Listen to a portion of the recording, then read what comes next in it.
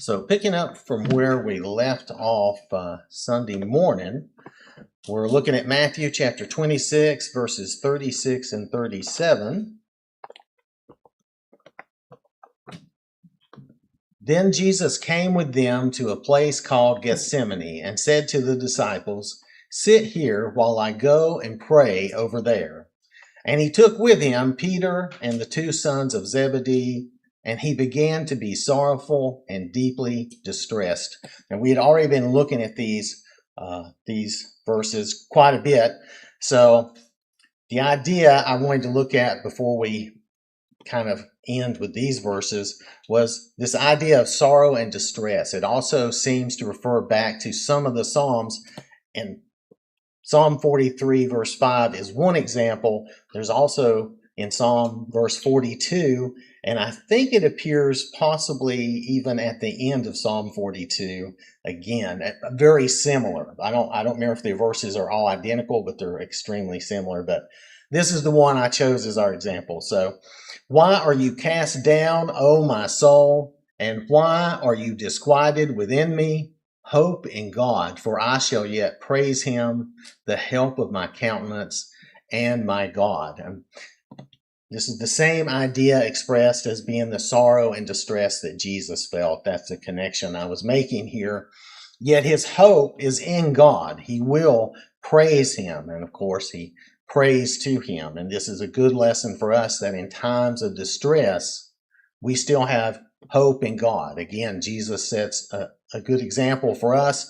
We can praise God and lift our spirits even in hard times. And like I said, Psalm 42, verse 5 is almost identical. And I think maybe verse 11 as well, but I forgot about that one. So let's come back here and is there anything else on these verses? And that was the last thing I had on these verses. Okay.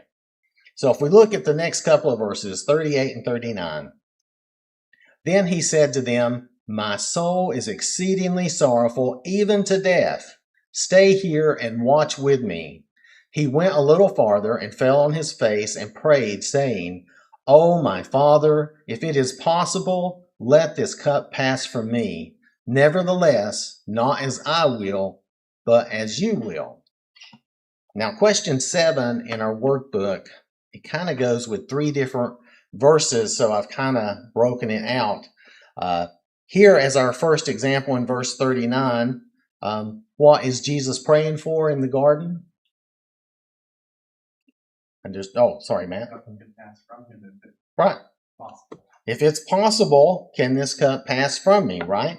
But not as I will, but as you will. So Jesus sets this very valuable example that while we may pray for certain things in our lives, we should also pray that God's will be done, even if it goes against what we would rather have, right? Even if it goes against what we would want. So let's look at Mark. Mark chapter 14, verses 34 through 36. Then he said to them, "My soul is exceedingly sorrowful, even to death. Stay here and watch." He went a little farther and fell on the ground and prayed that if it were possible, the hour might pass from him. And he said, "Abba, Father, all things are possible for you. Take this cup away from me. Nevertheless, not what I will, but what you will." It's worded a little differently here in Mark, but the idea and the essence of it, the meaning is the same. So if we come back to our verses in Matthew, in verse 38, what is Jesus saying about himself?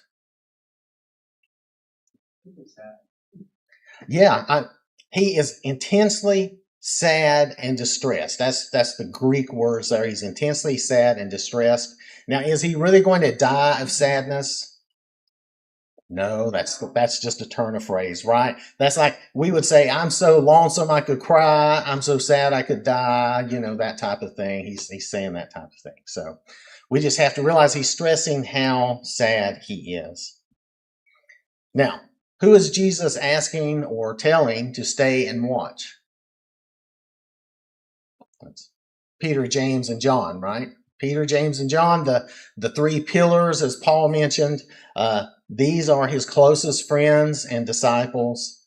And remember, from a human standpoint, Jesus, we talked about this a little bit. He's a young man of about 33. He knows what's coming. He's always known, but it's still sad and distressing. And he wants the support of his friends at this time, what he's going through.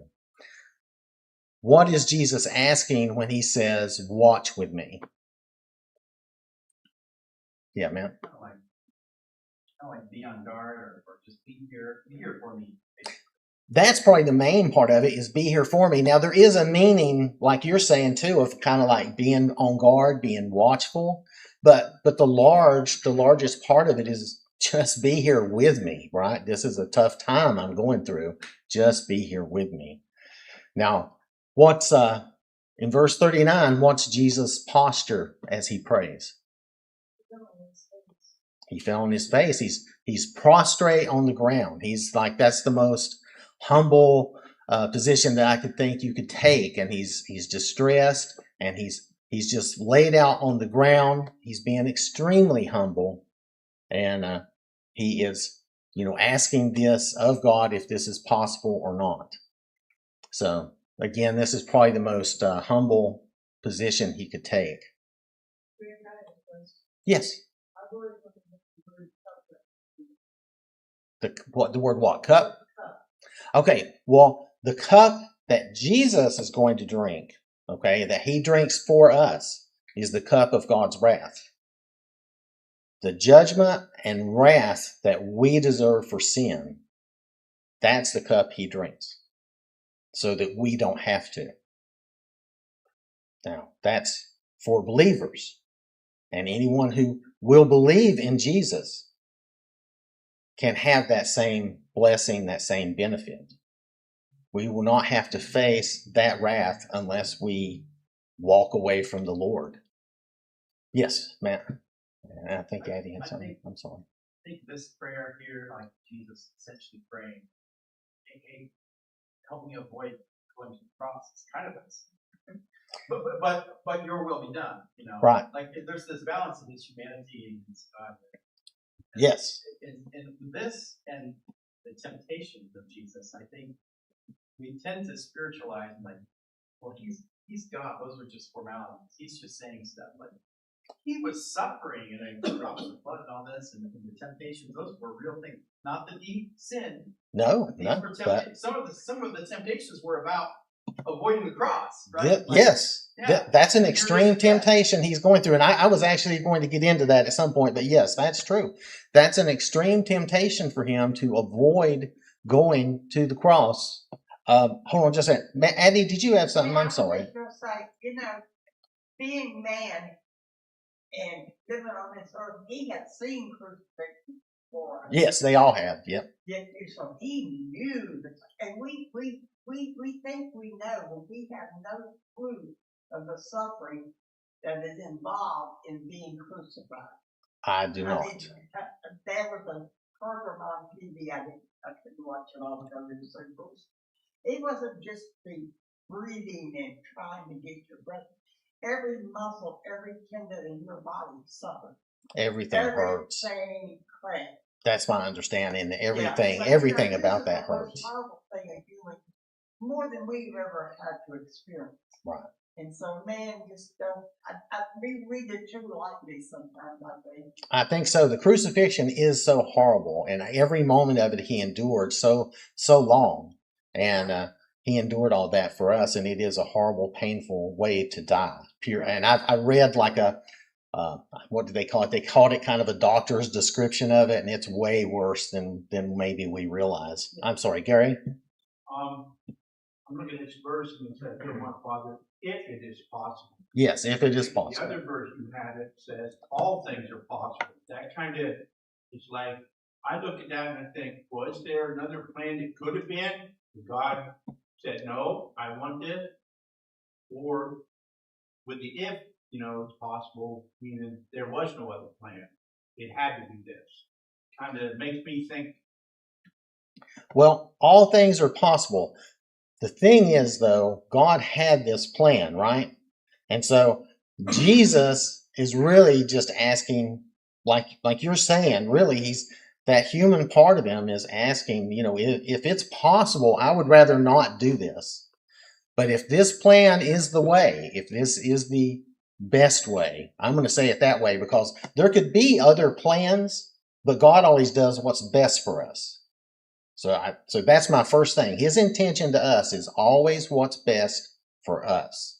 So in that case, this was the best option, and that's what Jesus does. He follows God's will and does that. Okay, I think Pat had something, and then Mary and Eddie, and then Shirley. We're talking about something, and we something before that when we Oh, yes. Oh, yeah. He was tempted all the way. I saw a picture online that somebody thought possibly that we would both just get into his bone and his back. But they really showed him. And can you imagine laying against the cross with that? Well, that's the problem. They beat him. Well, I say that's the problem. There's a lot of problems. But they beat him. And yes, his back would have been really bad, ripped up pretty bad. And I say pretty bad. Probably it would have been awful. But then he's against that wooden cross, which they don't care if that's smooth or not. So, I mean, there's no telling how bad that felt. So that's just a part of it. That's really awful. Mary? Well, I understand everybody's talking about the physical pain that Yeah. Jesus endured, but could the cup also represent the fact that he was without sin and he had to take on our sin, so he's never had to take on our sin, and the fact that because he took on sin, he would be away from the Father, which he's never, Well, there is that too. There's like a mental emotional side. There is a spiritual side where because God is basically putting all our sin on him, that he does have that, however brief it is, he has that disconnect.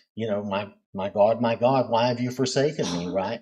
He has that disconnect, be it ever, doesn't matter how brief it is.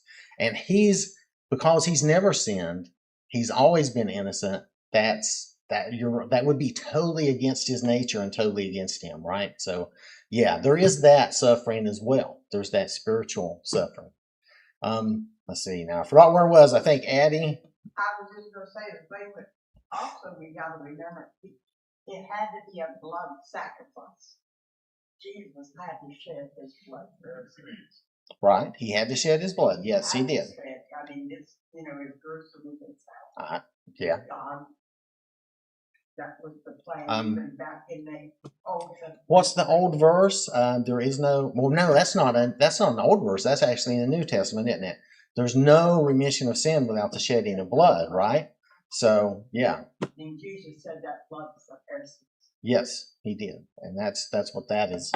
Okay, I think Shirley, man. I'm sorry, Shirley. I take this as he's asking the class, let this cup pass for me. The agitation and the pain and everything that would go with it, knowing that he was going to die on the cross. It was possible that he wouldn't have to go through that part. Right. So you think it's? I don't think he was saying.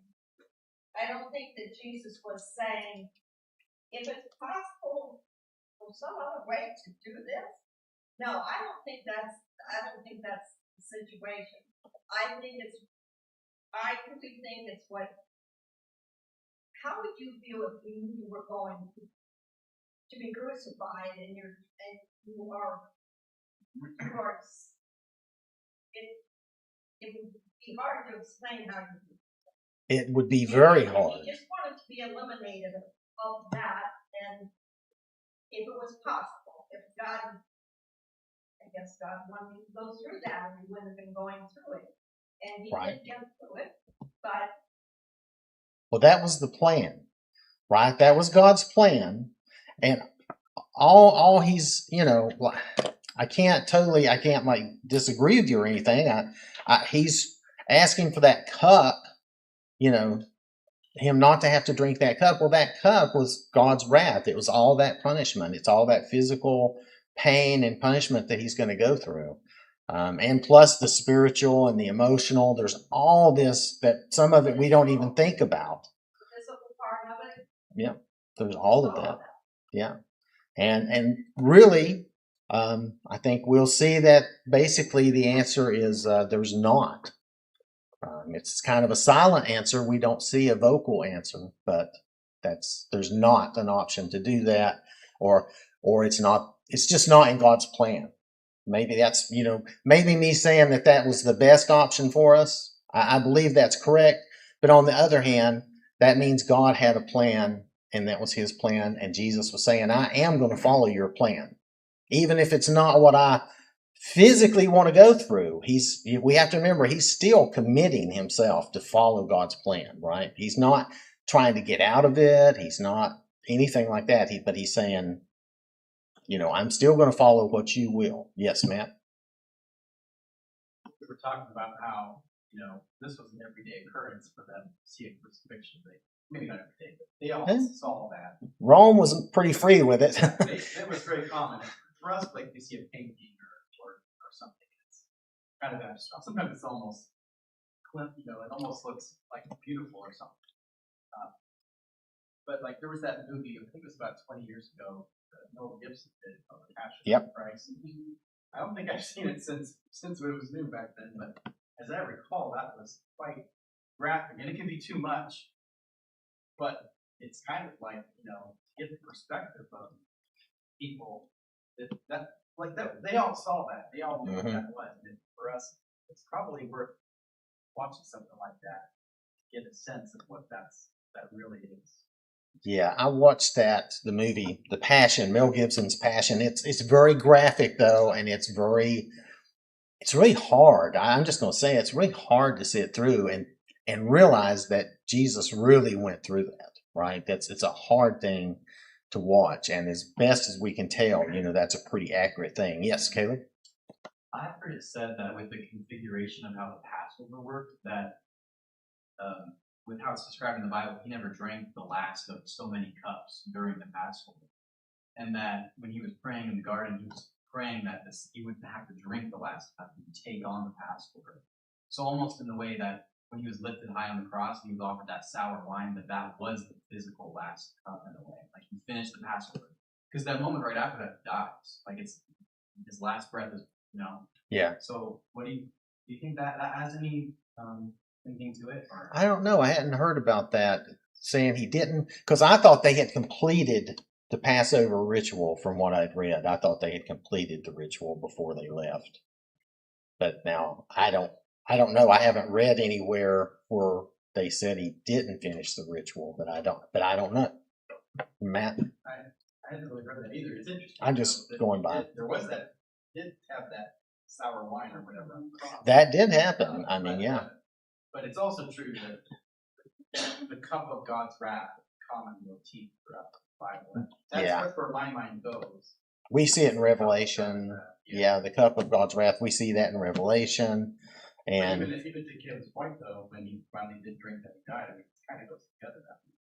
Yeah. I'm not trying to put it down or anything. I'm just saying I had thought from what I read, the way things were, that they had finished that. But nonetheless, I mean, He does die after that. I mean, He does let His spirit go. So, does anybody have anything else before I try to continue? Okay. All right.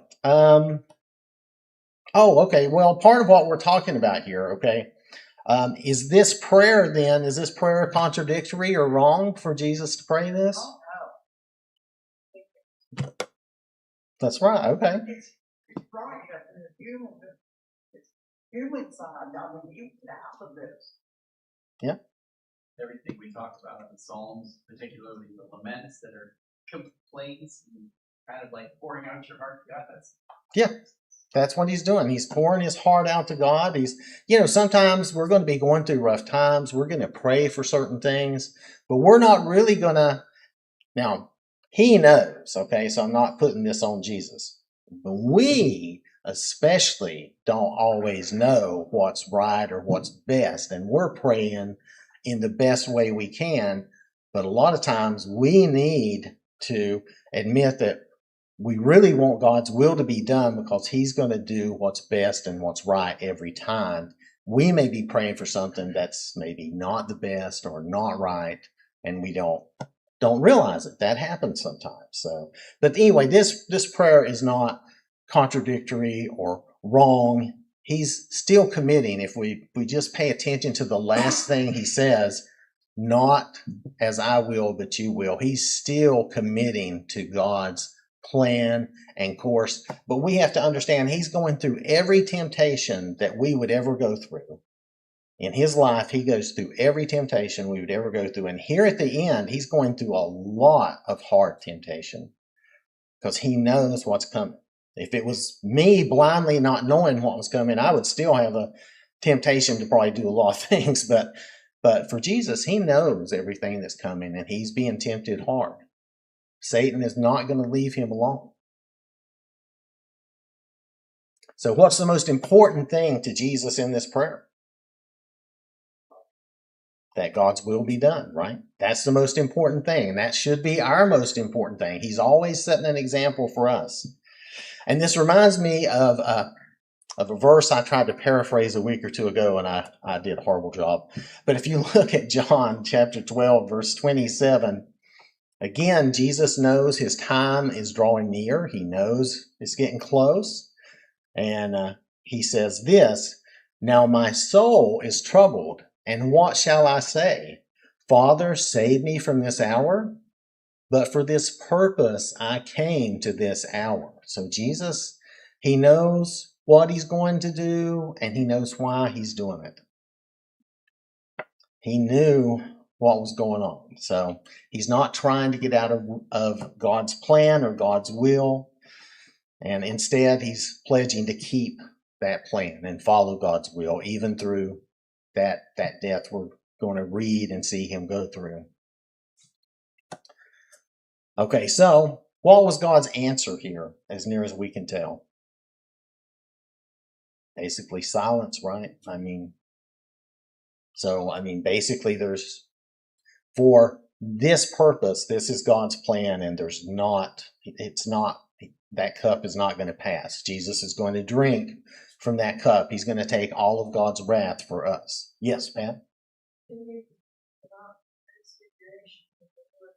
God himself told us, I'm very pleased with my son, very good. Yeah, he tells them to listen to him, right? Because, and God does that audible voice. And I just think it's worth mentioning here, there is no audible voice, right? Not that we have recorded, not that we're aware of. Sometimes we will have desperate prayers, and we will have answers that we want, and we won't get those answers the way we want to get them. Sometimes we have to trust God's will for us. Trust that he wants the best for us, and that we will see his will performed. Yes, Matt?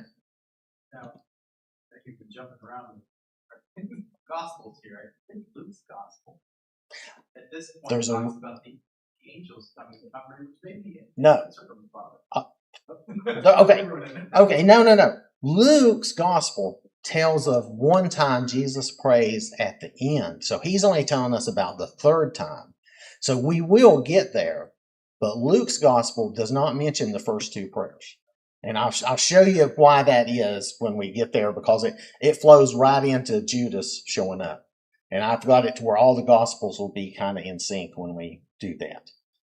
But for some reason, Luke does not mention the first two prayers. He just mentions the last one. Let's see. All right, so we should, I tried to remember where I was and what I was thinking.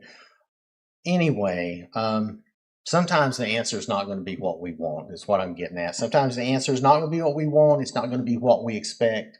But God will give us the best and most correct answer. And it's okay to admit to God when we go to him in prayer that we don't know what the best answer is. It's okay to pray for his will to be done and for him to help us without us having a clue as to what we need. That's okay.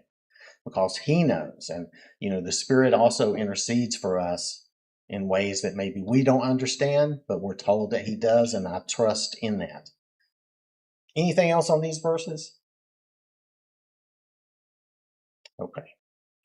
Let's see. So the next verses, 40 and 41. Then he came to the disciples and found them sleeping and said to Peter, "What? Could you not watch with me 1 hour? Watch and pray lest you enter into temptation. The spirit indeed is willing, but the flesh is weak."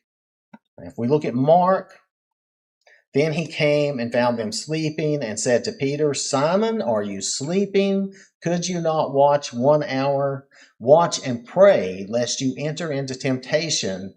The spirit indeed is willing, but the flesh is weak." It's pretty much the same as Matthew. He kind of calls out Peter initially because he's found them sleeping. Now, why do you think he calls out Peter like that initially? He's kind of the leader. He's also the one that, if you remember a little, just a little bit before this, before they got to the Garden of Gethsemane, he was so vehement that he was not going to deny Jesus. He would never deny Jesus. He would die for him. And Jesus is kind of lightly chastising him here. You can't even stay awake for an hour, but you're going to die for me. He's kind of, like I said, just chastising him a little bit. Now, let's see. Also, well, and what point do you think he's making with this? Jesus is making a point to him. Well, they're letting him down. Yeah, well, yeah, there is that actually. That's probably a good point too. I didn't think about that, but that's true. They're letting him down, and you're not as strong as you think you are yet, right? He's not putting him down, but it's like, kind of letting him know you can't stay awake for 1 hour. But there again, they are letting him down. And while he did direct this to Peter, the part where Jesus asks, "Could you not watch?" that's actually plural. I think we may have mentioned that at some point, but that's actually plural, and it's more like, "Could y'all not watch?" Right? So he's actually, at that point, he's talking to all three of them. Yes, Pat? Scriptures say, take heed lest you fall. Right. Take heed lest we fall. Yeah. Yeah. And that's, you could look at that way, that he's reminding Peter of that, to take heed. Well, actually, that wasn't written yet, was it? Probably wasn't written yet. But anyway, that is what the scripture says, though. Anyway, so he was actually speaking to all of them. And then, why should they watch and pray? Right. He says not to enter into temptation, right? The idea of entering into temptation is that you've already fallen into it. So the praying is to keep you from falling into those temptations, right? If you've entered into it, then the temptation has you already. You've already lost. So we don't want that. If you enter into it, you're past the tempting phase. You have given in. So that the wording may be a little strange for us, but the idea is fairly simple. Now, looking at the Greek word for willing, where he says the spirit is willing, it actually means the spirit is ready, is eager, not just willing, but ready and eager. And the spirit is ready, for prayer and for godly things. And by comparison, the flesh, more of our human self, is weak, feeble, infirm, basically sick, is the idea there, where he says the flesh is weak. And that's not an excuse for sin, but it's a warning to us that our flesh is weak and is trying to work against us a lot of times. Now, Jesus knows exactly how weak the flesh is. I don't doubt that in his mind, that his human side is screaming that it does not want to die. I mean, just think about that. If you know you're going to die, there's going to be a part of you that's really resistant to that idea. But Jesus controls that. He subjugates his flesh, as we'll call it. He subjugates that, and he's following God's will. And again, that's setting an example for us that we need to subjugate ourselves, our fleshly desires and thoughts. We need to exercise discipline over our bodies. And it's hard to do. It's hard to do. It's very, very difficult. We may fail in different ways, but still, the lesson is valid. We need to control ourselves, control our fleshly desires, and control our bodies as much as we can. And Jesus is in control. The Lord is always in control. Remember, like I've said before, He's controlling going to the cross. He's controlled the timing of this. He's controlled everything to be in God's will, to be in the right place at the right time for that plan. So He is staying in control the whole time. And there's a contrast we see here with the disciples, and this is kind of switching topic a little bit, I suppose, but there's a couple of contrasts. One contrast we see here, the disciples are sleeping peacefully over here, and Jesus is agonizing over there, right? And I'm not trying to put down the disciples. I'm not saying I would do any better, but his suffering is great, and yet his closest friends, those closest to him, they're letting him down, like Matt was saying earlier. They're not really being there for him. And we have to kind of, wonder about ourselves, or would we have done any better? And in that light, are we doing any better for each other? Are we there for each other? Are we helping each other in this life? And then many times in life, we may feel alone, like Jesus. We may feel like our friends and family aren't there, and they're not there for us. We may feel alone, but at those times, we want to remember that we're not alone. The Lord is with us. And if we look at Philippians chapter 4, verse 5 quickly, and really going to look at verses 4 through 7, because I like the whole context. I think it's very important that we understand the whole context of this uplifting message. Rejoice in the Lord always. Again, I will say, rejoice. Let your gentleness be known to all men. The Lord is at hand. Be anxious for nothing, but in everything by prayer and supplication with thanksgiving, let your requests be made known to God, and the peace of God, which surpasses all understanding, will guard your hearts and minds through Christ Jesus. And that's part of what Jesus is drawing from these prayers, is this peace. And he's reaching out to God because God is there. God is at hand. He can reach out to him. And that's what this verse is telling us about the Lord. If we are feeling alone like that, the Lord is there. We can reach out to him. He's right there for us and with us. So, because that was the verse I was really focusing on, but I just feel like this whole context is very good, that we can reach out to him and he will ease that craziness that gets in our minds, right? But sometimes when we're under hardship and duress. So let's see. And we need to also remember that we have the Lord's Spirit with us wherever we go. We're repeatedly told the Lord will not leave us nor forsake us. So these things we need to remember. If we feel like all the world is against us, which it was in a way against Jesus, as far as his world was against him, but God is with us. So we don't want to ever give up or give in to fear. If we go back to our verses, the other contrast here is that Jesus is in prayer, committing to doing the Father's will. And again, the disciples, all he asked them to do was just stay awake and watch, and they're not able to accomplish that simple thing, right? With what Jesus is going through and what he's facing compared to just, being awake and watching. So there's that as well. Anything else on these verses? We're out of time for this evening. Does anybody have anything else you want to mention at all? All right. So thank you for your time and your attention. We'll pick up from here Sunday morning.